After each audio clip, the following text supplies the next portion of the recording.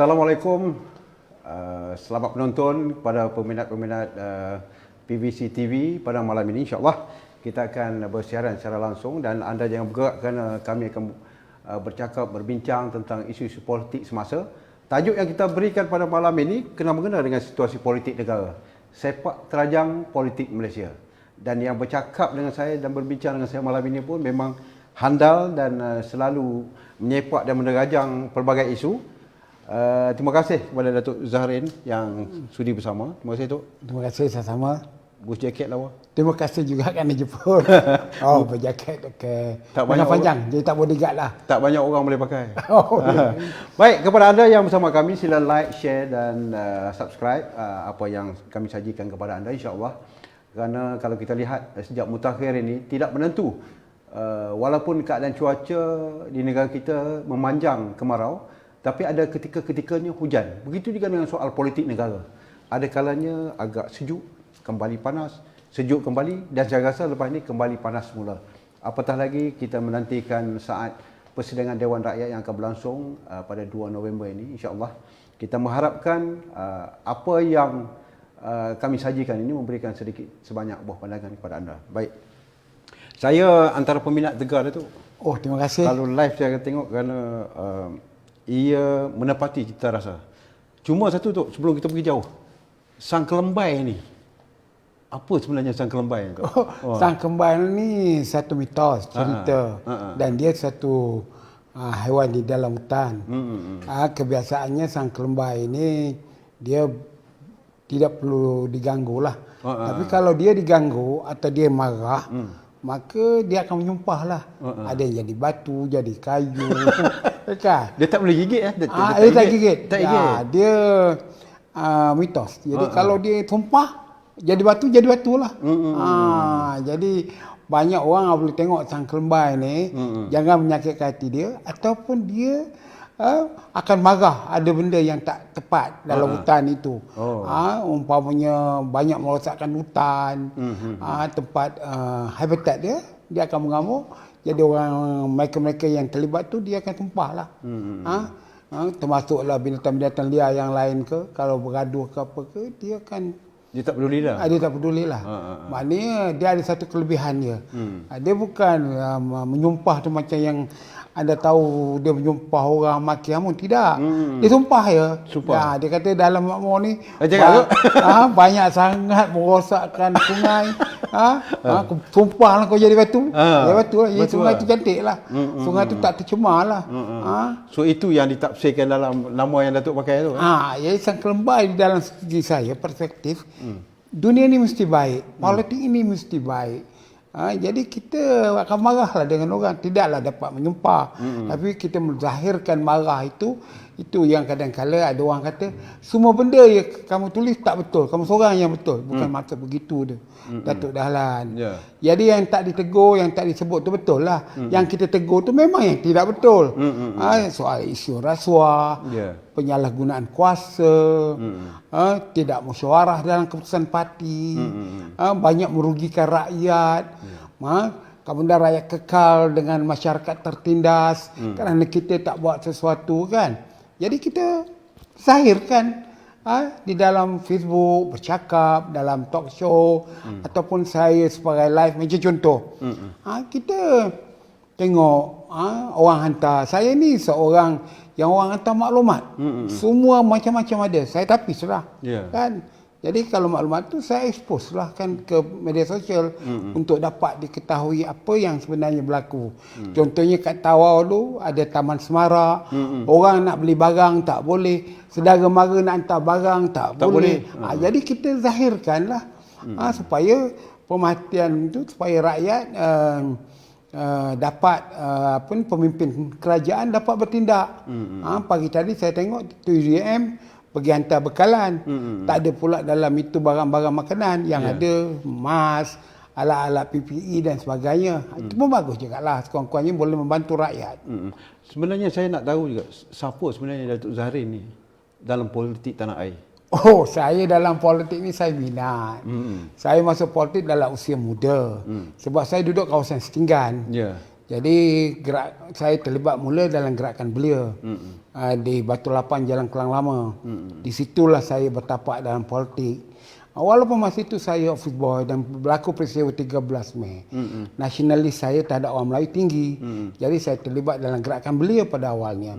Sehingga saudara saya, kawan sahabat saya Datuk Mokhtar Samad memperakui bahawa pasar malam itu yang pertama di Malaysia ni atau di Kuala Lumpur ni berlaku di Kampung Medan, Batu Lapan Jalan Kelang Lama. Di situlah saya mulakan untuk nak membantu orang Melayu dengan membuat pasar malam. Dari situlah berkembangnya pasar malam yang ada hari ini. Dulu orang Melayu mana nak berniaga. Jadi Datuk Mokhtar Samad, boleh saya berjumpa, dia adakan kawan lain, dia akan ceritakan bahawa pada tahun 70-an saya lah orang yang founder pasar malam ini di Batu Lapan Jalan Kelang Lama. Dan terlibat saya dalam belia, maka saya terlibat di dalam politik, iaitu Pemuda UMNO. Dulu belia 4B, dalam masa yang sama dia terlibat dalam Pemuda UMNO. Sebab kerajaan tak boleh bagi parti politik duit. Sekarang parti politik dah mewah, zaman saya tak mewah. Jadi kami kena bergantung pada bantuan kerajaan. Jadi bantuan kerajaan tak boleh bagi kepada Pemuda UMNO, kena bagi belia 4B. Jadi duit kursus, latihan, kepimpinan semua digunakan belia 4B. Di situlah saya membesar menjadi pemimpin politik sehingga dilantik sebagai jawatankuasa UMNO bahagian bangsa dan petaling. Bangsa dan petaling. Masa itu tengah proses persempadanan. Dia combine dua tu. Jadi mula-mula ketuanya Raja Nasrun, kemudian bertukar kepada Yang Mulia almarhum Raja Nongki. Jadi di situlah yang saya duduk jawatankuasa bahagian dalam usia 21 tahun. Kerana dulu memang ada peruntukan bawah 30 tahun. Tetapi tidak mestinya semacam sekarang punya perlembagaan. Lantik ketua dah automatik naik ketua lah pergi. Dulu tidak. Dulu siapa yang agak berkebolehan, yang perlu dikrom jadi pemimpin, maka dilantik jawatankuasa bahagian. Saya bersama dengan Rafidah Aziz, Marina Yusof, Rama Osman, Tan Sri Kadir Yusof. Yang dilantik dalam jawatankuasa. Wahal masa itu, dalam tahun 73, saya masih lagi office boy tu. Bila saya jawatankuasa bahagian, barulah saya dipindahkan ke Perbadanan Kemajuan Negeri Selangor. Saya tengok, saya kaji, saya tengok sama ada tak betul atau tidak ni, mungkin Datuk boleh nyatakan. Datuk lebih mirip kepada sosialis, tapi Datuk terlibat dalam politik UMNO. Yes, saya orang susah. Saya tak ada bapa saya ada, tapi tidak membesarkan saya. Jadi saya kebetulan dalam usia saya yang muda, saya terdedah dengan pemimpin-pemimpin sosialis. Saya minat dengan Ahmad Mustamam. Saya minat dengan Ishak Haji Muhammad. Secara kebetulan dalam zaman tahun 70-an, saya dapat berjumpa dengan Pak Sako, Ahmad Mustamam, Kasih Ahmad, dan juga saya dapat berkawan dengan almarhum sahabat saya yang banyak memberikan saya pengaruh sosialis, almarhum Zulkifli Ismail, iaitu Adun Sungai Lembing dari Pahang. Dialah yang membesarkan jiwa saya dengan sosialis, dan juga Omar Osman dari Pulau Pinang. Jadi mereka ni kalau datang Kuala Lumpur, Mazlan Embong ke Debatan Terengganu, kami akan berjumpa. Dan kemudian itu saya pula dimasukkan kursus perkaderan Parti Rakyat ni. Jadi saya mempunyai pengetahuan yang cukup panjang. Itu sebab saya kenal almarhum Razak, bekas presiden. Saya kenal Hasan Karim tu. Hasan Karim. Dan saya baca malah post Datuk tu, saya baca. Dan saya kenal Osman Safian. Osman Safian tu asalnya orang Parti Rakyat, pernah bertanding di Pontian. Tetapi waktu Datuk Mat, almarhum Datuk Muhammad Rahman jadi seagung, dia netraliskannya. Dia bawa Osman Safian masuk UMNO. Tapi pada mulanya jaga AJNO, United Jawon Nasional Association. Ada persatuan macam itu ditubuhkan oleh Tok Mat. Jadi dialah yang membantu. Akhirnya dia tinggalkan sosialis. Saya walaupun ada pengetahuan kiri, tapi saya tak menyertai parti rakyat. Saya hanya sekadar pergi kursus dan untuk kepentingan politik saya, sebab saya tak boleh kaya. Sebab budak yang kiri ni, pada dia perkara-perkara memperkayakan diri, memperalatkan jawatan ini Jatuh tak nombor dibenarkan, dua lah. tak Tak dibenarkan. dibenarkan, Kita ada prinsip itu. Kan sebab waktu saya jadi seorang bahagian selama 7 tahun, saya tidak mencari kekayaan. Wah, saya orang berkuasa masa itu selepas ketua bahagian. Dan sekarang saya ketua cawangan, Datuk pun tahu bagaimana saya bantu anggota parti. Sebab kalau ada kelebihan saya menjadi hidup baik sekarang ni mungkin daripada UMNO. Jadi saya tak boleh menggunakan nama UMNO tu untuk saya. Tetapi pengikut saya kelaparan, pengikut saya yang menyokong saya tu tak dapat apa-apa. Itu sebab saya cuba bantu. Macam sekarang kita menghadapi masalah terhadap pembelian rumah, pemindahan di cawangan saya Seri Labuan. Itulah cara saya itu. Jadi memang apabila ada pengetahuan ni, point of view dia terhadap DAP itu berbeza. Itu kita akan tanya. Kan? Saya sebenarnya kenal Datuk Zahrin ni sejak beliau dalam watan lagi. Ingat tahun akhir tahun 80-an itu saya rasa masa tu kita banyak kali bertemu di Southeast Asia Hotel masa tu Kak Joket. Baik, saya timbulkan soal sosialis tadi tu. Kerana kita nak merungkaikan sepak terjang politik Malaysia ni. Kerana selari antara fahaman sosialis dan juga ni menyebabkan PH tumbang. Apakah Datuk setuju dengan itu? Ya, sebelum diorang menubuhkan, kita tengok personality yang nak menubuhkan itu mempunyai pegangan-pegangan politik, ideologi yang lain. Tuan Dr. Mahathir dengan sistem kapitalis dia. Dia nak memperkayakan orang dan dia akan menindas orang yang perlu untuk dikayakan. Dia tak ambil kisah terhadap rakyat. Kemudian tu kita tengok pula Leng Guan Eng, David Siang, DAP. Dia seorang demokrat sosialis. Seorang demokrat sosialis ini mestilah memperjuangkan masyarakat yang tertindas, para petani yang miskin, para buruh yang tak dapat habuan yang lebih banyak dan sebagainya. Kemudian itu ada pula amanah yang menggantikan PAS di dalam PH untuk fundamental Islam. Yang membentuk Islam dalam bentuk bukan sebagai aidin dalam parti politik, tetapi mempertahankan Islam itu amanah tanggungjawab. Kemudian itu pula ada PKR. PKR ini kita tak tahu, dia campur aduk ni. Parti Sosialis dibubarkan bergabung dengan PKR. Tapi PKR itu pemimpin dia semua kapitalis. Baik Anwar Ibrahimnya, baik Wan Azizahnya, baik Azminya sendiri. Dalam kelompok masyarakat itu garis dia ialah kanan, iaitu kepentingan. Jadi kalau hari ini ada keluar tomahan, mereka ada duit banyak ini banyak itu normal. Tak pelik. Tak pelik. Itu orang kanan macam itulah. Jadi kalau 4 orang ini bagaimana dia membuat satu dasar untuk rakyat. Contohnya soal perumahan. Soal perumahan, kapitalis kata rumah tu boleh dibina. Tak mau harga 25,000, 35,000 sebab dia nak rembat 5,000. Orang sosialis kata kena buat bawah 20,000. Jadi mungkinlah satu forum yang berat bagi memutuskan masalah bagaimana rakyat nak berumah. Itu sebab yang berlaku sekarang ni. Kalau kita tengok di Bandaraya Kuala Lumpur, semua tanah ni yang dulu milik kerajaan waktu kita menjadi wilayah persekutuan, beratus ekar tanah yang ada dalam wilayah. Kemudian diubah polisi penswastaan, dibagi tanah-tanah itu untuk dibangunkan. Bukan saja kerajaan tak dapat apa-apa, tetapi orang Melayu pun jauh. Macam contoh sekolah menengah Bukit Bintang diswastakan. Kemudian sekolah Bukit Bintang itu dipindahkan ke Cochrane. Tanah itu dimajukan oleh pemaju. Apa yang berlaku? Develop pavilion. Berapa ekor Melayu yang berniaga dalam tu? Berapa orang Melayu yang ada kedai di dalam? Nak buka gerai pun orang Melayu tak mampu ataupun tak boleh di situ. Jadi inilah sistem kapitalis. Kalau kita patutnya seperti yang seorang orang sosial patutnya membiarkan tanah itu dibangunkan untuk rakyat menikmatinya. Itu sebab apabila keluarga Dr. Mahathir ambil padang sebelah Puduraya sampai sekarang tak terbangun. Sebab konsep dia hanya jadi lintang pukang. Sampai sekarang tadi saya lalu hanya ada dinding dia dengan gambar-gambar yang menarik dia, tetapi tidak menjadi realiti. Jadi inilah yang menjadi punca kepada kerajaan PS tidak boleh satu hati. Berbeza dengan Barisan Nasional.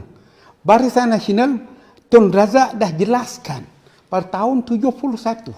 Waktu dia buat Manipul 11 Mei. Dia kata UMNO sebuah parti kapitalis. Tetapi dalam bentuk walaupun free enterprise tapi terhad. Orang yang kaya, kau teruskan kekayaan kau, tapi kerajaan ada tanggungjawab untuk rakyat miskin. Itu sebab dasar ekonomi baru itu dibentuk antara kelompok antara yang kaya dengan miskin. Yang mana digunakan satu ayat membasmi kemiskinan. Iaitu dengan tujuan supaya kerajaan masa itu yang kaya membantu yang miskin. Sekarang ni konsep yang kaya membantu miskin tak ada. Miskin langsung tertindas. Sekarang nasib baiklah, alhamdulillah ada pandemik ni. Kita Alhamdulillah syukur. Syukur. Kau tak, orang Melayu penjajah tak boleh berniaga. Tapi dia pergi jalan, Tuan Datuk Dahlan kan tengok sekarang di mana-mana orang boleh berniaga, di simpang jalan di mana-mana. Kenapa? Kerana kerajaan tahu bahawa dia tidak sanggup nak bagi orang tu makan. Jadi membenarkan mereka itu berniaga. Tak salah lah. Tak salah. Kenapa? Pandemik. Jadi ada kebaikan pandemik ini. Kalau tak ada pandemik, bandaraya pun orang rasa bawa lori 3 trak dah. Nak punggah dah. Dia rampas pun. Ini yang kita kena lah. Jadi kepada kita yang berhaluan kiri ini melihat bahawa sistem negara ini kena ubah antara kiri dan kanan. Kalau antara kanan ke kanan, macam saya katalah, macam peribahasa Melayu katalah, keluar daripada mulut buaya, kan? Masuk naga. Masuk dalam mulut harimau. Jadi tak ada apa perubahan. Di dalam sungai pun kamu akan ditelan oleh buaya. Kalau kamu di darat pun kamu akan ditelan oleh harimau. Jadi di mana kamu nak duduk sekarang? Patutnya kerajaan, kalau kamu bahaya di sungai, kita bunuhlah buaya. Kalau kamu bahaya di darat, kita bunuhlah harimau. Itu patutnya baru rakyat selesa. Jadi sekarang ni polisi ekonomi kita tak ada. Polisi ekonomi yang dikatakan itu bukan polisi. Itu kepentingan. Kita buat duit projek 400 juta. Wahal sebenarnya 200 juta. Ya kan? Kita tidak ambil pelan yang betul. Sebab apa? Sebab kita dah merubah sistem JKR tu. Dulu JKR ini satu badan pemantau. Dia ada pakar dalam tu, juru hukum bahan, engineer semua ada. Jadi kalau projek satu nak diluluskan, JKR tu dah tahu dah berapa ribu pasir kamu ambil, berapa ribu simen kamu nak pakai, dia tahu. Jadi harga itu jadi murah. Tetapi sekarang ni pakai konsultan pun nak telan. Itu yang projek MRT bilion tu. Ini dah meningkat. Tu kesudahannya tu. Kita tengok selepas kerajaan Pakatan Harapan tumbang, timbul pula polemik yang menemukan kononnya cantuman ke arah kerajaan perpaduan unity government. Apakah Datuk lihat ini akan menerima nasib yang sama dengan, kerana di sini juga ada sosialis, di sini juga ada kapitalis dan sebagainya. Dan mungkin juga peristiwa kedua selepas tumbangnya PH akan berlaku walaupun nanti kita berupaya untuk membentuk kerajaan perpaduan ini. Rakyat ini dan pengundi kena diubah. Itu sebab saya melihat DAP. Itu sebab saya menolak DAP sebagai parti Cina. Kenapa orang Cina menyokong DAP? Setengah sentimen kata, Cina nak memerintah. Macam mana dia boleh perintah? Tak mungkin. Satu. Kedua, kenapa Cina menyokong DAP? Kerana Cina ni, mereka adalah masyarakat yang tertindas. Di kalangan penjaya, peniaga kecil dan sebagainya. Jadi mereka hendakkan menyokong DAP untuk DAP keluarkan suara itu kepada kerajaan yang dahulunya. Tetapi apabila DAP memerintah 22 bulan, bukan anggota kerajaan, bukan Perdana Menteri. Betul. Ada jadi Menteri Kewangan, ada jadi Menteri Pengangkutan dan sebagainya. DAP juga tidak dapat memahami inspirasi rakyat. Tapi bagaimanapun saya dipahamkan beberapa menteri kabinet DAP menolak beberapa cadangan-cadangan yang dibuat oleh Tun Dr. Mahathir. Sehingga Tun Dr. Mahathir give up dengan tindakan menteri-menteri DAP yang menolak pandangan-pandangan Tun Dr. Mahathir itu. Dia menolak itu kerana prinsip-prinsip itu. Bukan kerananya menolak idea itu kerana anti Melayu. Tidak. Kadang kalau dia merugikan sistem itu, dia tentulah menyebabkan pemimpin-pemimpin sosialis menolaknya. Siapa pun kalau dia memahami, saya percaya bahawa ahli-ahli parlimen DAP faham bahawa kenapa dia masuk DAP. Democratic Action Party. Demokratik itu rakyat yang diberikan kebebasan. Kita ni sebuah negara demokratik. Jadi kalau negara yang demokratik, tak adalah hukum nak tangkap Najib, nak tangkap Anwar, nak tangkap Zahid, itu tak berlaku. Kalau sebuah negara yang faham sistem pemerintahan, patutnya kerajaan dah keluarkan dah kenyataan. Tidak ada cadangan untuk nak menangkap Najib, menangkap Zahid ataupun Anwar. Kerana itu bercanggah dengan konsep demokratik dunia. Dunia melihat kita, ya ke tak ya ni. Kan? Dan apabila kita cuba menafikan hak bersuara, hak nak bercakap, itu soal akan menimbulkan kebangkitan lah di kalangan orang-orang tertentu. Datuk dalam satu masa saya tengok sebagai pejuang rakyat marahin.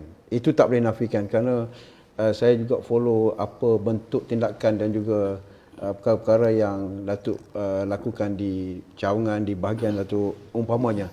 Tetapi dalam masa yang sama, Datuk menjadi seorang yang terlalu kritikal terhadap UMNO itu. Apa sebenarnya yang Datuk cari dalam UMNO ni? Apakah Datuk tak puas hati kerana sesuatu ataupun Datuk rasa kepimpinan UMNO yang ada ini memang tak lagi boleh teruskan perjuangan yang sebenar? UMNO ni mesti berubah. Kita mesti tegas dan kita mesti menunjukkan contoh yang baik. Jadi selama 7 tahun jadi UMNO bahagian, saya cuba tegas. Tegas pertama saya sebahagian 7 tahun. Orang lain saya boleh sokong pingat untuk dapat pingat-pingat. Saya sendiri tak ada. Saya mendapat pingat saya selepas saya tidak lagi memegang jawatan sebagai sebahagian ke apa ke, kecuali ketua cawangan. Jadi kalau kita lihat dalam UMNO sekarang ni, ada jawatan, ada pingat. Tak betul lah. Saya dulu tak setuju. Saya nak tengok apa servis you, sebab saya nak kena tulis apa yang kamu sumbangkan kepada parti ni. Jadi sebagian besarnya kita kena ubah. Contohnya dulu, memang saya tak menang jawatan kuasa bahagian kerana ketua cawangan semua marah dengan saya. Apa tak marah dia? You kontraktor Datuk Dahlan, you dah dapat projek, saya tahu 300,000 contohnya lah, kecil lah. Tapi apabila UMNO bahagian nak bagi duit peruntukan kepada cawangan-cawangan, you pun nak telah juga. Patutnya you kata, okey, saya cawangan A, tak nak lah. Tak nak duit yang bantuan tu sebab saya dah kontra dengan projek. Biarlah saya tanggung cawangan saya. Ni tak, dia tak bagi, dia marah. Jadi, apa attitude dia tu? Ini. Jadi, pada saya, anjakan paradigma pemimpin UMNO ni mesti peka, prihatin. Sebilangan besar ketua cawangan UMNO ni susah, miskin. Ada ketua cawangan kata, oh saya tak boleh lah macam Cik Zarin. Cik Zarin lain lah, ada duit buat projek. Saya kata kalau you sendiri susah, makan pun tak cukup, buat apa jadi ketua cawangan? Ini akan tidak dilafazkan oleh orang yang ada cadang nak meningkat lagi dalam karier politik. Saya saya kata dengan you, Datuk Dahlan, kalau you sendiri lapar, you susah, yang you nak jadi ketua cawangan ni macam apa? Nak servis macam mana? Betul. Kemudian itu you terhegeh-hegeh dengan bantuan-bantuan cawangan bahagian. Akhirnya ketua bahagian melihat bahawa semua ketua cawangan dalam bahagian itu macam ayam dalam reban. Itu yang saya maksudkan, ayam dalam reban. Maknanya dia bagi dedak, dikurung. Dia tak sedar satu masa dia akan disembelih oleh ketua bahagian itu sendiri atau pemimpin UMNO lainnya. Itu yang benda yang kena fahamkan. Jadi saya tidak ada, saya nak UMNO ni berubah. Daripada zaman saya dulu memang tidak dididik projek. Saya tak ada projek, bongkarlah, suruhlah SRM siasat. Saya tak ada syarikat, saya tak ada apa-apa. Saya bantu kawan-kawan.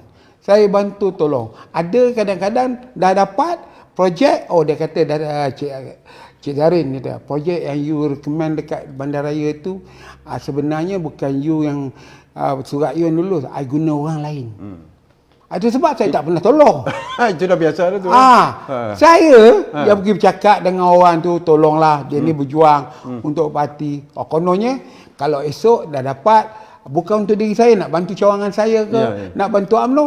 Apabila kita dah dimaklumkan projek tu dapat, dia kata itu bukan Cik Zarin punya surat dulu. Surat orang lain. Surat orang lain. I gunakan PMO, I gunakan itu. Jadi tak sakit hati dah. Jadi sebab saya jarang nak tolong orang. Kalau orang awal-awal beritahu saya, Zarin, kalau you dapat ni, I nak bagi you 100,000. Saya takkan buat. Mampu hidup balik, saya takkan buat. Baik, itulah sebenarnya sikap Datuk Zarin, dan kepada anda yang sedang menyaksikan secara langsung bersama kami di PVC TV ini, anda boleh like, share dan juga subscribe kerana kita akan terus berbincang. Banyak program-program menarik. Ini baru gear yang pertama yang saya susulkan kepada yang berbagai Datuk Zarin kerana beliau selepas ini akan berhadapan dengan soalan-soalan yang lebih kritikal saya kira, kerana saya tahu dia mampu untuk menjawab segala persoalan. Walaupun kami sebenarnya tidak ada perbincangan, dan saya dari dulu sampai sekarang kalau sebagai pengacara ni saya tidak akan bincangkan dengan siapa-siapa, kerana yang penting saya rasa kemampuan Datuk Zarin untuk bercakap tentang perkara-perkara yang kita akan bangkitkan. Baik Datuk, yang jelas Datuk, ramai pihak semakin sangsi terhadap kedudukan kerajaan hari ini, pelbagai spekulasi, pandangan juga tanggapan, seolah-olah macam bangun pagi ni, besok mungkin ada lagi tak ada kerajaan. So itu perkara yang menakutkan, memberi kesan kepada soal kemasukan pelabu dan sebagainya. Datuk punya pemikiran sendiri dalam keadaan ini, apakah rakyat berada dalam kedudukan yang serba salah menantikan keputusan politik yang sebenar-benarnya, Datuk? Ya. Ramai minat telefon. Jadi apa yang saya nak kata? Saya nak kata bahawa sebenarnya ini berlaku kerana banyak sangat mulut yang bercakap. Maksud Datuk? Semua orang nak bercakap. Ahli politik, menteri, timbalan perdana menteri yang diam. Menteri bercakap. Parti politik punya presiden satu sana sini bercakap. Di zaman Tun Razak, di zaman Dr. Mahathir, di zaman Pak Ala dan sebagian Najib, selalunya kenyataan ini tidak dibuat selagi para menteri tak dapat clue atau petunjuk daripada Perdana Menteri. Jadi selagi Perdana Menteri tak bercakap, maka menteri-menteri tidak akan bercakap. Masalah kita sekarang ni, Perdana Menteri kita tak bercakap. Perdana Menteri kita baca putusan. Jadi mereka sekarang ni nakkan berita, nak tunjuk petunjuk.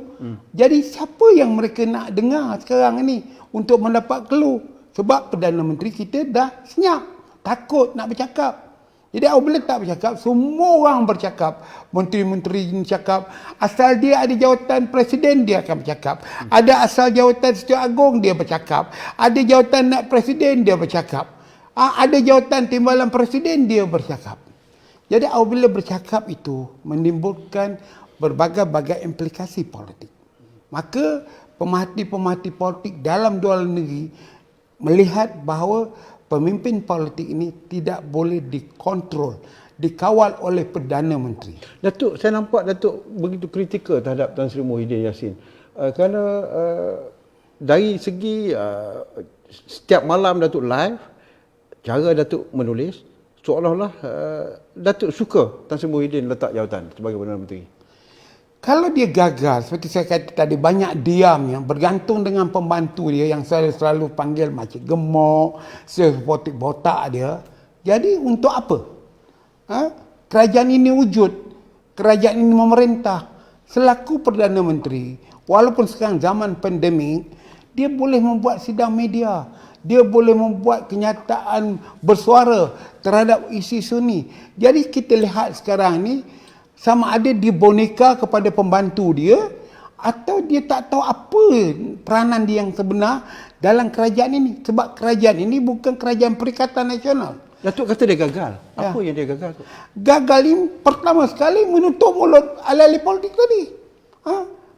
Parti, sebab tu saya nak kata dekat you Datuk Dahlan, ini bukan kerajaan Perikatan Nasional. Ini kerajaan campuran. yang tidak ada coalition yang kokoh. Jadi itu sebabnya kelang kabut.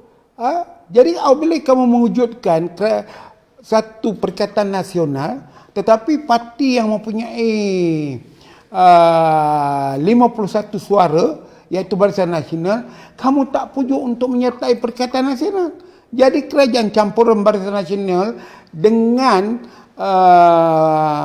perikatan nasional ini menjadi persoalan bagi orang yang mentafsir perlembagaan apa benda yang sebenarnya.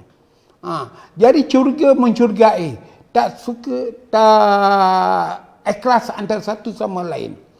Kemudian itu kita tengok bahawa orang yang ada 6 kursi asalnya, 11 daripada PKR, 14 yang melompat dari UMNO, ada 31 kursi. Nampaknya semua perkara ini habuan untuk parti dia. Yang terbaru ni CEO apa tak tahu daripada Armada. Jadi masalahnya sekarang ni, adakah kita punya budak-budak ni, pemimpin UMNO ni tak layak? Satu segi saya setuju dengan Datuk.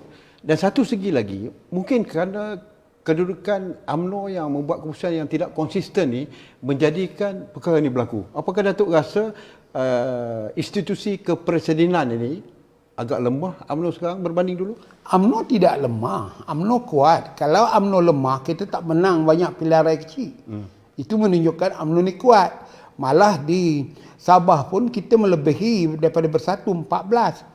Dan Bersatu menang pun kerana kebodohan kepimpinan UMNO masa itu. Iaitu kawasan yang majoriti besar menang sebelum adun itu melompat, dibagi kepada Bersatu. Patutnya formulanya kamu punya kawasan yang asalnya, kamu carilah kawasan-kawasan yang UMNO menang tipis, yang itu kamu bagi Bersatu. Bukan je kawasan yang majoriti besar ini kamu bagi Bersatu. Jadi 11 saja dia belum menang, 14 Barisan Nasional. Jadi isu yang dibangkitkan sekarang ini ialah kerana perubahan dari masa ke semasa Perdana Menteri sendiri. Maknanya di luar pengetahuan kita, hanya mungkin Mr. Presiden yang tahu bahawa Perdana Menteri ini berubah-ubah. Contohnya sekarang ini kononnya pelantikan timbalan Perdana Menteri. Wah, tak ada pun kenyataan rasmi yang UMNO nak minta jawatan timbalan Perdana Menteri. Dan Perdana Menteri pun tidak menafikan tidak ada keperluan untuk nak melantik timbalan Perdana Menteri, kerana dia dah ada dah. Timbalan Perdana Menteri, hanya tak sebut timbalan Perdana Menteri, iaitu Menteri Kanan 1, Datuk Seri Azmin Ali. Jadi kenapa nak wujudkan timbalan? Nak ke mana Azmin Ali itu nanti kalau lantik timbalan? Lagipun tidak tepat.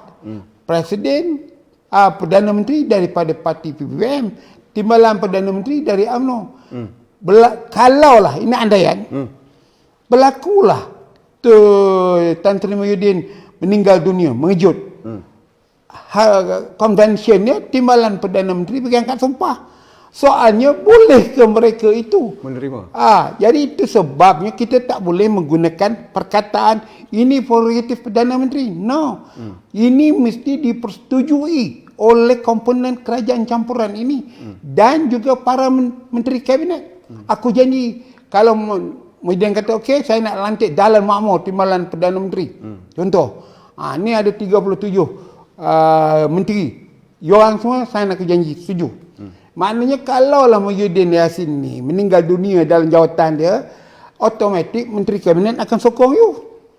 Tapi kalau Muhyiddin Yassin lantik you sebagai timbalan menteri tanpa keputusan bersama antara kerajaan campuran ni, you berebutlah balik. Datuk sekarang ni Datuk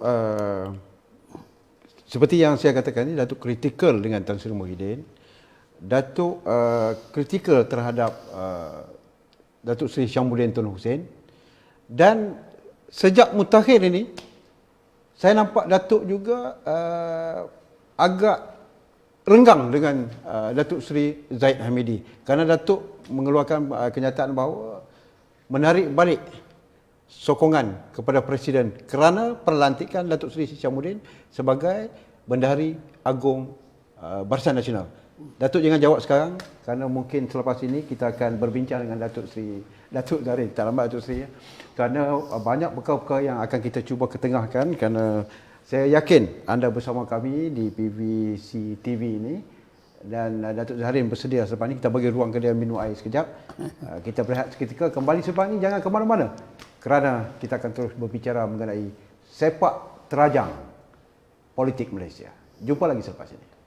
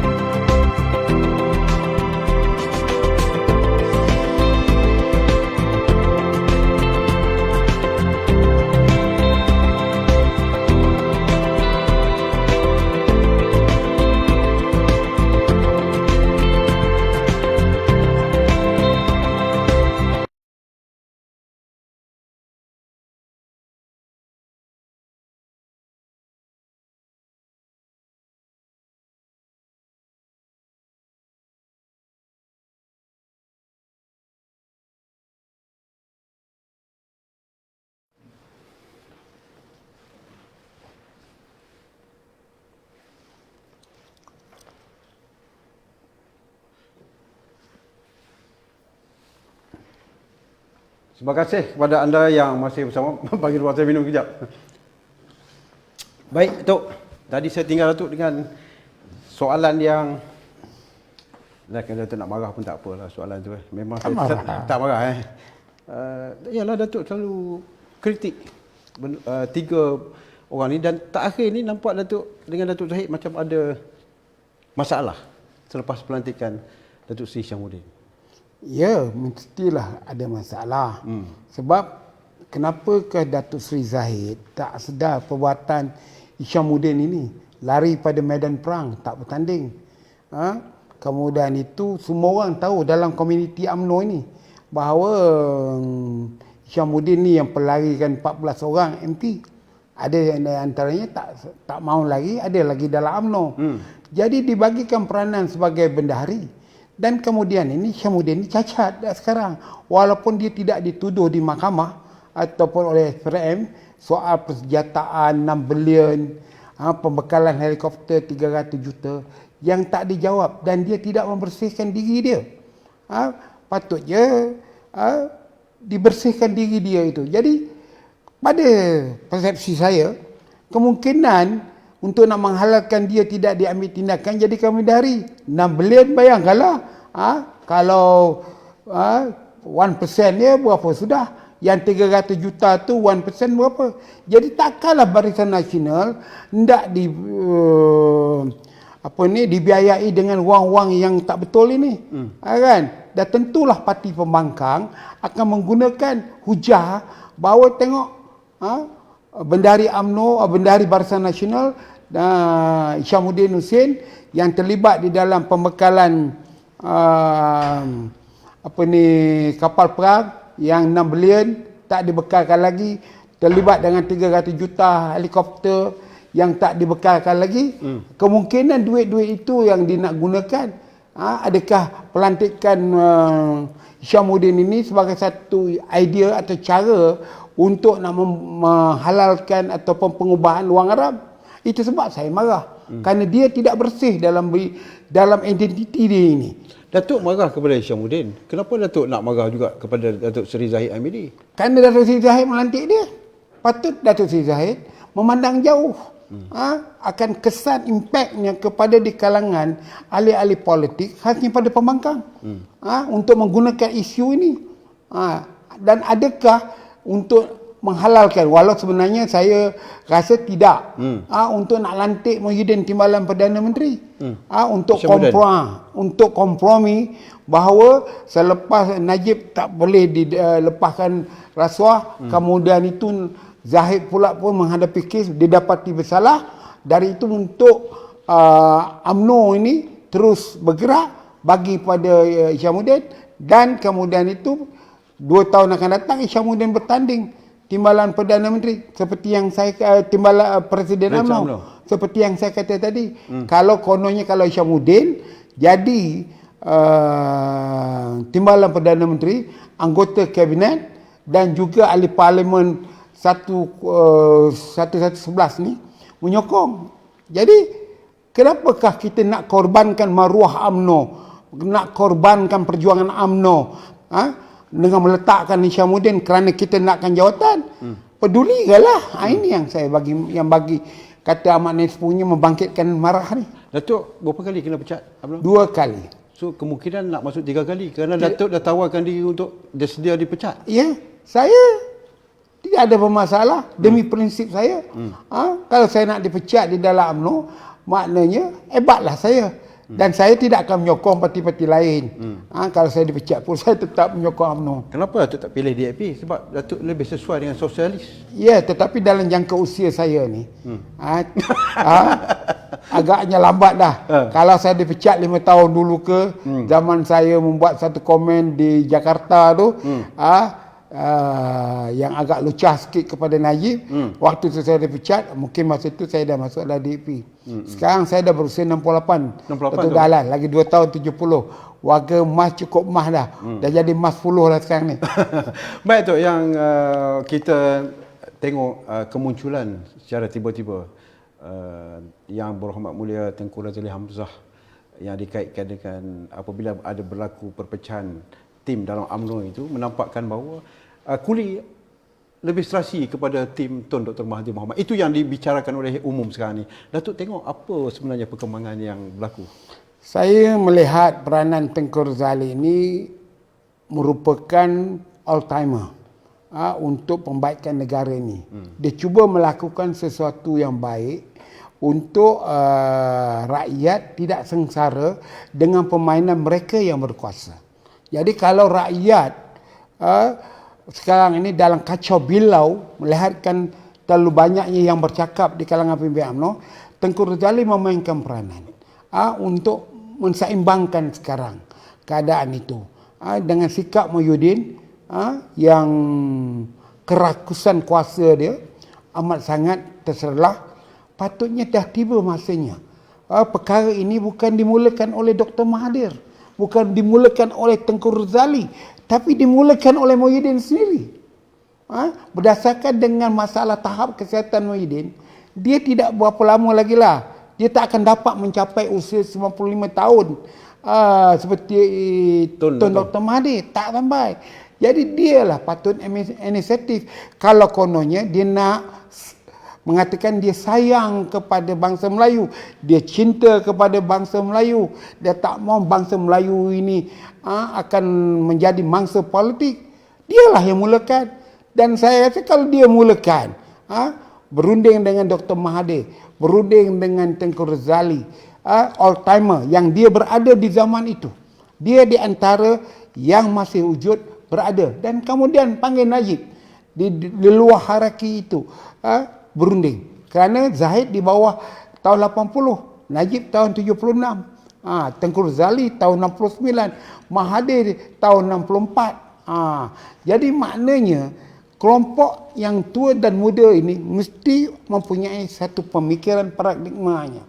Iaitu keluar daripada pemikiran sempit ini.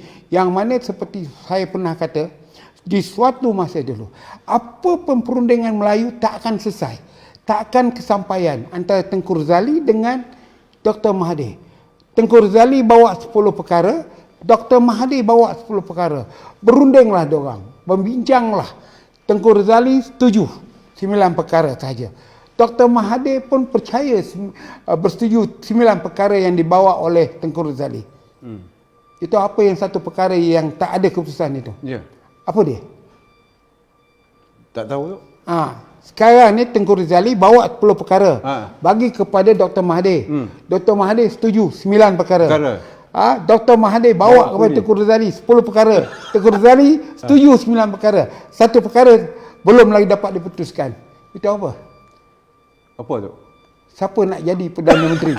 Saya tahu. Betul. Siapa nak jadi Perdana Menteri? 9 dah setuju. 9 tadi kepentingan Melayu, kepentingan Islam. Kepentingan itu, kepentingan ini. Berdamailah, bersatulah. Gencatan senjata lah. Semua setuju dah. Tiba-tiba ditanya. Dalam satu kolom itu ada sebut, Tengku Razali sebut, saya nak jadi Perdana Menteri. Dan sebagainya. Dan apa emergency. Baik, kita kena berehat seketika kerana ada sedikit masalah emergency ya. Masalah alam.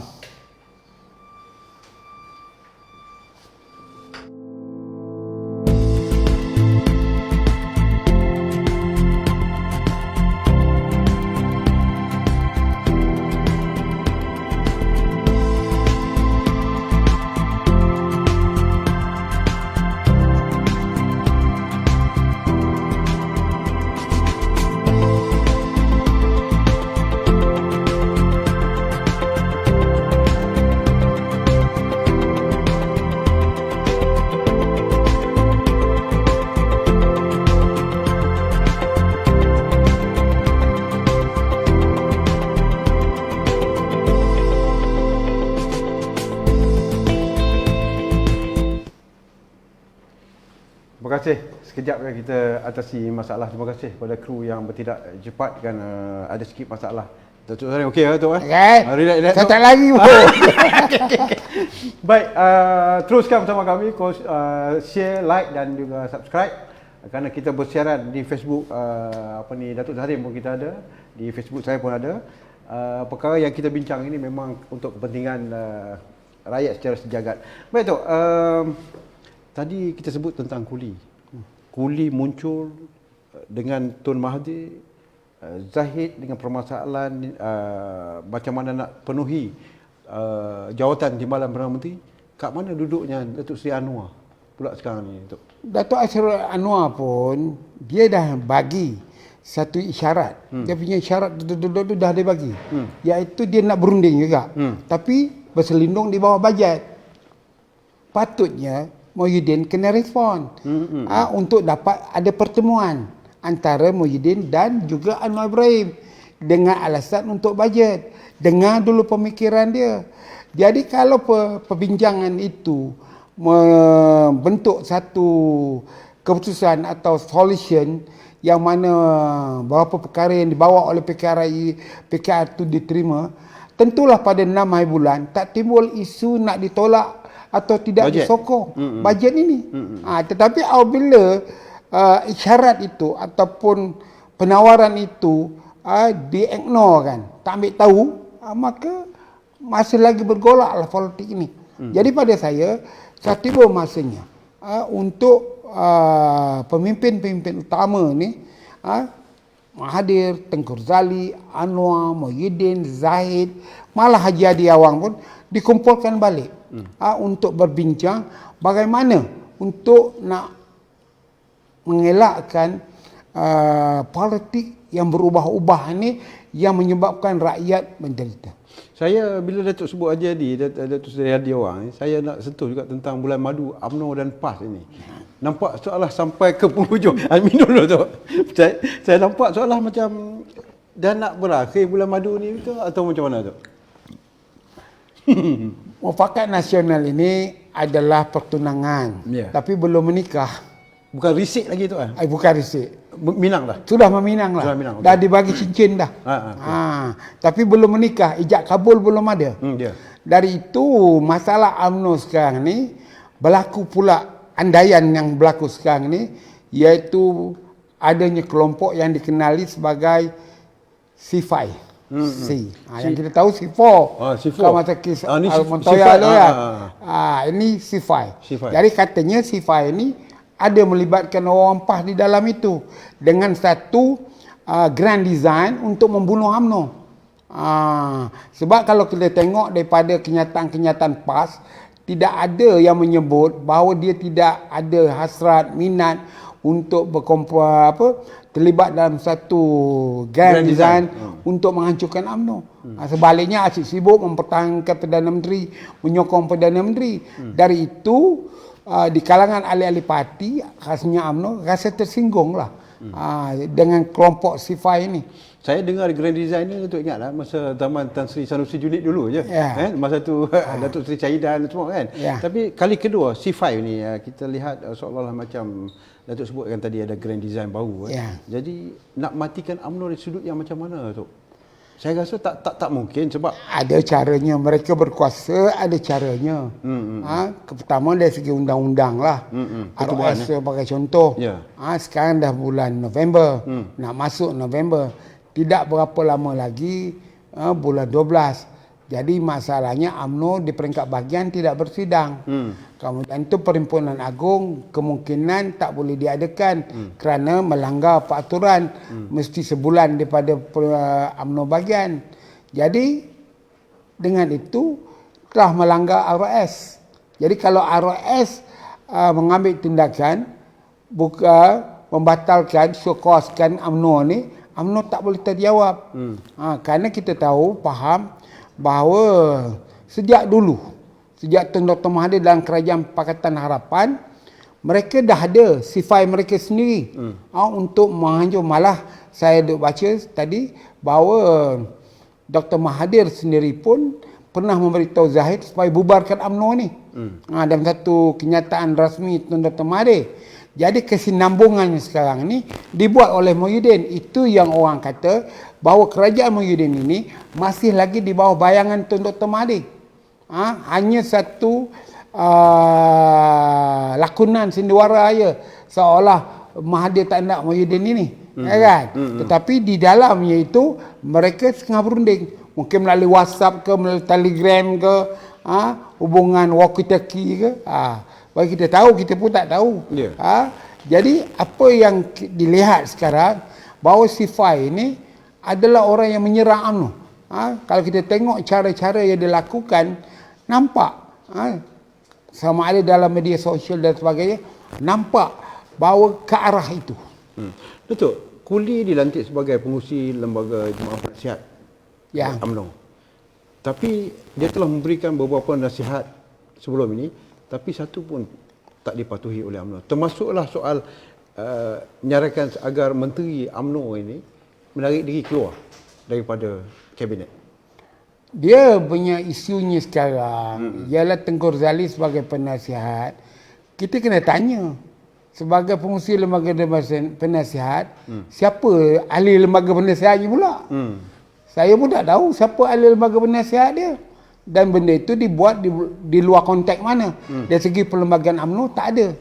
Jadi kalau kita lihat Tengku Razali ni seperti pak tua lah, untuk dirujuk ialah. Jadi saya harap bahawa andaian-andaian yang kononnya Tengku Razali ini sebagai nasihatnya tidak didengar, memang patutlah tak didengar. Tak ada dia tak ada lembaganya. Baik tu. Kita tengok kalau ada soalan yang dikemukakan dalam ni, terima kasih kepada Zulkifli Muhammad, PM berdoa aja, kupasan yang baik dan telus daripada Nen Yakin. Banyak yang boleh kita cuplik daripada soalan yang ditimbulkan di sini, dan salah satunya mungkin diletakkan soal bagaimana akhirnya kesudahan kerajaan perpaduan ini disebut. Tadi kita Datuk dah bercakap tentang kerajaan perpaduan. Cuma satu Tok, sambil kita menantikan soalan-soalan yang lebih relevan lagi, kita terus bincang tentang ke mana akhirnya yang Datuk harapkan dengan kerajaan sekarang. Datuk macam nak sangat supaya kerajaan PN ini berakhir dan satu bentuk kerajaan baru terhasil. Begitu maksudnya. Kita kena terima balik kepada serangan rakyat sekarang, khasnya pengundi. Yeah. Mereka dulu menyokong parti. Dia menyokong parti itu untuk menjadi pemerintah. Yeah. Dia menyokong DAP untuk DAP jadi pemerintah. Dia sokong Amanah sehingga dapat sebelah kursi, Amanah jadi pemerintah. Yeah. Dia sokong PBBM, dia ndak 11, menang 13, dia nak jadi pemerintah. Itu maksudnya PKR. Dia 42 kursi dia nak menang, nak jadi pemerintah. Jadi Coalition Pakatan Harapan itu disokong oleh rakyat untuk menjadi kerajaan. Jadi apabila Tengku Dr. Mahathir letak jawatan, persoalannya kenapa tak bagi kepada Dr. Wan Azizah? Kerana perpecahan Tun Dr. Mahathir sehingga meletakkan jawatan, tidak ada pertanda undi tidak percaya itu berlaku, perpecahan menarik diri itu berlaku. Apa yang berlaku ialah PBN memanggil-manggil musuhnya UMNO, MCA, MIC dan juga GPRS Sarawak untuk menubuhkan satu kerajaan yang mudah. Jadi dianggap itu sebagai melanggar mandat, dan memanglah melanggar mandat kerana kamu tidak menghormati keputusan pengundi. Pengundi memberikan sokongannya kepada parti tertentu termasuk UMNO, tetapi UMNO tewas ataupun Barisan Nasional tewas. Tetapi yang menang itu Pakatan Harapan. Dan kemudian setelah dia menang, dia berdaftar. Jadi kenapa kerajaan ini tidak diteruskan dengan Dr. Wan Azizah selaku Timbalan Perdana Menteri mengangkat sumpah? Jadi di sini kita tak faham apa yang sebenarnya berlaku. Tetapi dari segi pengamatan saya ialah untuk Dr. Mahathir nak membersihkan busuk tangannya kerana DAP. Kerana dia tahu bahawa dia lost control DAP. Orang Melayu dah mula marah dengan dia meletakkan Lim Guan Eng sebagai Menteri Kewangan. Dan Lim Guan Eng dilihat terlalu banyak sangat chauvinis Cina-nya, termasuk pembantunya bernama Tony Pua. Jadi dengan itu rakyat melihat sudah mula nak menyalahkan Dr. Mahathir. Sekarang ni Dr. Mahathir pula pun dah sama menyerang DAP. Jadi maknanya Dr. Mahathir menggunakan Anwar Ibrahim jangan jadi Perdana Menteri hanya semata-mata nak melepaskan tangan kotor dia. UMNO sekarang ni menggunakan DAP juga sebagai punching bag, sasaran. Ya. Datuk yakin apakah dengan menjadikan DAP sebagai kambing hitam boleh merubah suasana politik tanah air menjelang PRU yang ke-15? Tidak juga. Kalau kita lihat dari segi keadaan sekarang ini, UMNO pun malah ada pemimpin UMNO kata apa salahnya bekerjasama dengan PKR dengan DAP. Maknanya mereka sudah berubah. Jadi sepatutnya UMNO tarik bala tentera dia kalau ni dalam perang untuk menyerang DAP. Kerana DAP dengan UMNO tidak ada masalah. Kerana DAP sekarang ni patutnya dihalakan untuk menyerang Muhyiddin. Tetapi kenapalah UMNO jadi front line lah, Barisan Harapan untuk mempertahankan Maharaja Muhyiddin di tingkat sana. Itu tak betul lah. Jadi pada saya tidak boleh DAP digunakan sebagai kambing hitam membolehkan UMNO ini berkuasa semula. Satu perkara yang jelas Dok, sampai ke hari ini Dok, banyak yang berpendapat bahawa segala perpecahan yang berlaku ini bermula daripada Tun Dr. Mahathir. Apakah Datuk setuju dengan itu, dengan permainan politik yang dianggap sebagai percaturan untuk melemahkan semua parti menjelang PRU yang ke-15? Betul. Kita tak boleh salahkan Tun Dr. Mahathir secara peribadi seorang. Dia mesti ada pasukan dia. Pasukan dia ialah orang yang dipecat dari UMNO. Orang yang dipecat dari UMNO. Tun Dr. Mahathir sudah keluar UMNO, sudah berhenti menjadi ahli UMNO. Apabila dia marah dengan Najib Razak. Tetapi pemimpin-pemimpin UMNO keluar dari UMNO. Jadi yang mengharu-birukan negara ini bukan Tun Dr. Mahathir, bekas ahli UMNO. Muhyiddin Yassin, Syafiee Abdal, berapa-berapa orang yang melompat dalam dalam PBM itulah yang merosakkan yang keadaan sekarang review.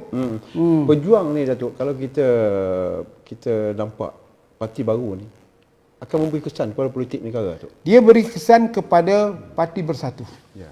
Sebab tujuan pejuang ini ialah untuk menutup segala cawangan-cawangan bersatu.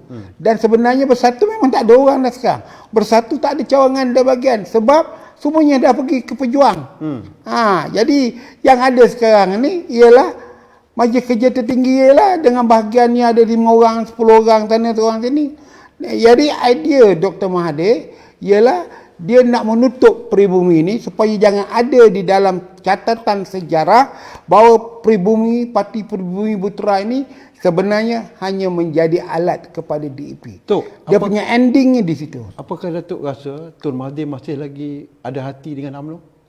Dia dengan UMNO ni saya rasa kalau Najib tak ada, dia ada hati. Maknanya dia tak boleh banyak kali telan air liur yang dia ludah tu dia jilat balik. Jadi banyak benda yang kita tengok Tun Dr. Mahathir ni dia ludah dia telan banyak lah. Jadi kalau soal UMNO ni kalau dia nak telan pun ada alasan dia. Dia nak jilat balik air ludah dia itu ada alasan. Contohnya Najib dah tak ada, Zahid tak ada. Maka barulah dia rasa UMNO ini dia tak balik masuk. Datuk mungkin tak setuju kalau saya sebut ni, tapi tak apalah, saya nak kena tanya juga. Kerana Datuk dapat melihat secara dekat kerana Datuk berada dalam gelombang politik negara. Kalau tak ada Zahid, tak ada Datuk Seri Najib, siapa lagi pemimpin pelapis yang kalau saya lihat mungkin Hishamuddin dalam perancangan? Tidak. UMNO ni cukuplah dengan all timer. Pada saya bagi budak generasi muda yang lahir tahun 70. Generasi yang lahir tahun 50, 60 ni stop, berhenti. Saya lahir tahun 52. Saya berhenti di sini. Jadi bagi tahun 70 punya generation yang lahir tahun 70. Banyak tokoh-tokohnya. Macam contohnya KJ. Dia generasi baru. Walaupun saya tak tapi bersetuju. Datuk sebut KJ tidak mesra dengan orang tua. Saya katakan dia tidak mesra. Bukan saja tidak mesra dengan orang tua. Dia tidak ada aura dengan muka berserabut, dengan rambut lintang pukang dia. Jadi dia kena ubah. Tidak mesra alam dengan orang tua satu masalah. Tetapi dia punya aura tu dah hilang. Dengan berserabut, dengan rambut, pakaian dia. Tak boleh. UMNO tak boleh begitu. UMNO nak pemimpin itu mesti mempunyai disiplin pakaian dan wajah. Saya sebagai seorang ahli UMNO mesti tak boleh rambut panjang. Masih handsome. Pakai berjaket lengan panjang. Itu aura yang akan diikuti oleh orang. Kalau saya pakai jeans, pakai t-shirt, rambut merabap, pakai kasut sport, siapa nak anggap saya sebagai pemimpin? Pemimpin ini personality adalah penting. Bukannya boleh sebarangan pakai tak tentu arah. Kerana tapi di kalangan menteri kita ada juga kadang-kadang gambar yang keluar tu pakaian pun tak tentu arah. Kalau bukan KJ siapa tu? Pelapis Datuk nampak yang dalam perhatian Datuk lah. Kalau saya tengok pemerhatian saya sekarang Razali Ismail, Razali daripada Muar nampak ada gaya sedikit. Samsul Nasrallah. Samsul Nasrallah hanya kena polish lah. Orang macam saya ni patut didampingi selalu untuk memberikan pandangan kepada mereka. Tapi masalahnya budak-budak muda sekarang ini nampak kita ni macam musuh dia. Dan dia pun nampak kita macam rimau nak makan dia.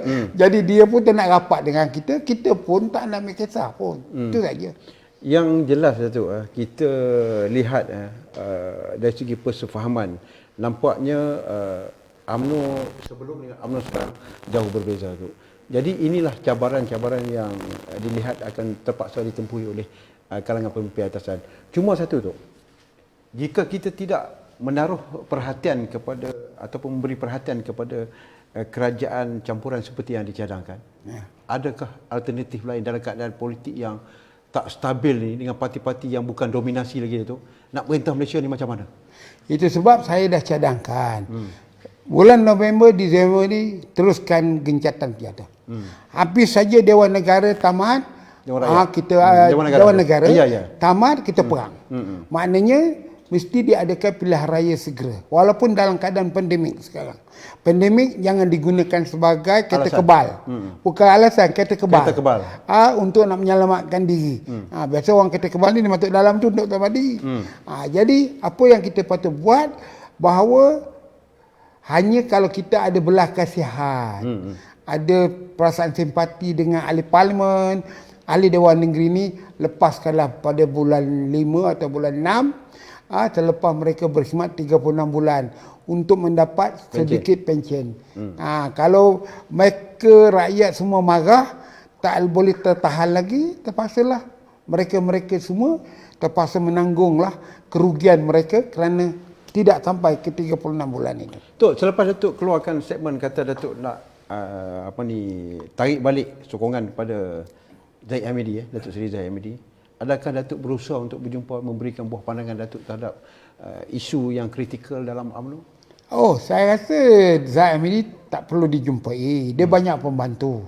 Kalau dulu saya pembantu kepada seorang ahli politik, saya akan ringkaskan tulisannya, apa orang komen saya bagilah. Jadi kalau dia ada melambat-lambat pembantu kat tingkat 38 tu, apa dia buat? Dialah patutnya briefing kepada Zahid apa yang saya cakap. Walau bagaimanapun, saya hanya tarik sokongan tu bukan berbentuk peribadi, presiden. Tapi saya berhubung dengan dia melalui telegram. Ada yang menyebut tu, walaupun kita tak senang mendengar komen-komen yang menggunakan fake account dan sebagainya dalam live Datuk. Datuk secara jelas dan terang menyatakan bahawa yang menentang arus dengan soalan-soalan yang tidak bersangkutan, Datuk akan blok dan buang. Ya. Orang melihat Datuk tak fair dengan peminat-peminat Datuk ni. Ada yang menyokong dan ada yang tak menyokong. Saya lebih baik, saya suka berhujah. You bagi hujah. Jangan you hujah peribadi. Jangan sebut nama saya. Kalau you kata awak ni seorang yang betul, walaupun tak betul, itu hujah peribadi. Itu bukan menjawab itu menyerang hujah. Peribadi. Ataupun kamu jangan buat fitnah. Kerana fitnah itu berdosa besar. Itu bukan menjawab soalan. Macam kesilapan Najib dululah. Ya. Saya balu Najib siang malam pagi petang. My KMU ada. Patutnya mereka gunakan saya punya balon itu untuk menjawab isu itu. Ya. Sebab saya ada pengikut. Dan saya tidak akan delete. Begitu juga sekarang. Kalau saya menyerang Zahid, orang yang pro pada Zahid jawab soalan saya. Saya tak akan delete lah yang jawab Zahid. Kan? Tapi masalahnya mereka menyerang saya. Kerana saya tahu fake account itu juga adalah soldier-soldier mafia daripada cyber ni. Jadi buat apa nak mengotorkan? Saya bercakap, kalau saya salah, bagi hujah. Saya tidak ada masalah untuk minta maaf. Untuk membetulkan balik. Tak ada masalah. Datuk nak bercakap begini, Datuk nak keluarkan hujah, Datuk nak kritik sampai bila tu? Macam orang tanya saya selalulah. You ni bila nak berhenti? Tun Musa Hitam pernah tanya saya di satu tempat shopping komplek. Dia kata, Zarin, kau berhentilah cakap-cakap politik tu. Dah tua dah tu. Kan dapat faedah apa pun. Kata. Aku ni kena tengok dia. Maknanya Tun Musa, aku dah saya, kau tengok aku jalan dengan bini aku, okey. Saya pun jawab dengan Tun Musa di satu tempat shopping. Tun, dia kata, sebab Tun Musa ni kawan saya. Dia kata, Tun, you lain, saya lain. Saya masuk politik umur 18 tahun. You masuk politik daripada ADO, you ditarik jadi ahli politik. Saya daripada budak biasa ditarik jadi ahli politik dan saya minat. Kalau saya nak berhenti dengan politik, anak saya akan cakap. Bukan saya. Dia kata, Ustaz, anak kau lah nak cakap kau berhenti politik. Anak saya kata, Abah dah meninggal. Mana dah? Habislah berhenti politik. Maknanya kalau saya nak berhenti politik, anak saya lah buat kenyataan. Bukan saya. Mana ada boleh bersara dalam politik? Kita tak boleh bersara setiap hari kehidupan kita dengan politik. Bertambah pula saya nak jadi lidah dan suara dan wakil rakyat Marhain ini yang tertindas ini. Siapa yang nak bercakap hal mereka? Kalau saya tak cakap, orang lain tak nak akan cakap. Saya tidak nak cakap mengarut-ngarut. Jadi kalau nak suruh saya berhenti kritik atau berhenti dari politik, tunggu anak saya buat kenyataan lah. Nanti dia akan kata, bapak saya dah meninggal dunia dah. Baru berhenti buat. Maknanya betul lah berhenti tu. Kan? Baik, itu kita nampak betapa Datuk Zahrin merupakan seorang yang begitu bersungguh-sungguh dalam melemparkan kritikan. Ada kalanya orang marah, ada kalanya orang suka, tetapi kalau kita lihat dari segi perwatakan Datuk Zahrin, memang beliau tidak langsung orang kata apa, melihat itu sebagai kekangan ataupun halangan untuk dia terus bercakap. Cuma dalam 5 minit terakhir ni tu, saya nak bagi ruang kepada Datuk menyatakan sesuatu, kerana kenyataan malam kemarin pun dah sebut bahawa UMNO tak minta apa-apa, cuma nak minta pilihan raya diadakan sebaik saja pandemik COVID ni agak reda. Tapi Datuk dah sebut tadi, itu bukan kereta kebal. COVID ni bukan kereta kebal untuk mengelak daripada mengadakan pilihan raya. Yang keduanya, Datuk, apakah Datuk melihat dominasi UMNO tu akan kembali balik? UMNO akan kembali balik dominasi dalam bentuk kepimpinan yang mesti mempunyai jitu. Contoh je, apabila Anwar Ibrahim dituduh meliwat, tidak ada seorang dalam PKR ni yang mengatakan dia meliwat. Semua mempertahankan. Problem di dalam UMNO ni, apabila Najib Razak, Zaid dan pemimpin UMNO semua dia menghadapi rasuah, dia pula menambah nokok, termasuk saya. Kan? Sebab inilah yang jadi masalah. Jadi UMNO sekarang mesti jadi front line kepada UMNO dan fokus kepada kita mempertahankan UMNO ni bukan untuk diri kita. Kalau kita mempertahankan UMNO ini untuk diri kita, kita nak dapat banglo besar, rumah kaya, duit banyak, melancong sana sini, UMNO akan hancur. Apa yang patut kita buat ialah kita fikir untuk anak kita, generasi kita. Di mana kepentingan diri kita tidak di hadapan. Problem di dalam UMNO ni, semua pemimpin UMNO 99% mereka memikirkan apa mereka dapat, bukan mereka memikirkan jaminan anak cucu mereka. Itu saya pandangan saya. Tok, terima kasihlah kerana sudi terima jemputan saya untuk berbicara. Saya selalu tengok Datuk punya live di Facebook kan. Ada perkara-perkara yang saya rasa saya tak boleh nak suarakan dalam tu sebab Datuk punya ni ramai sangat. Jadi masuk tu kecil tak timbul kan. Jadi kita ambil masa lebih sejam lebih ni berbincang dengan Datuk. Terima kasih banyak. Saya rasa kali kedua. Jadi kita interview dulu di Bernama. Di Bernama tu. Ya. Kemudian tu kena ban. yang ini pun saya takut kena ban jugalah. Nanti producer kata tak apa. Yang di TV kita tak apa. Oh, ni TV. Okeylah. Baik, terima kasih. Saya sebenarnya apa juga keadaan, walaupun ada yang lemparkan persoalan dalam tu, kenapa nak jemput Datuk Zahrin? Siapa dia? Siapa saya? Dia pun tanya. Tapi dalam politik ini semua orang kena ambil tahu.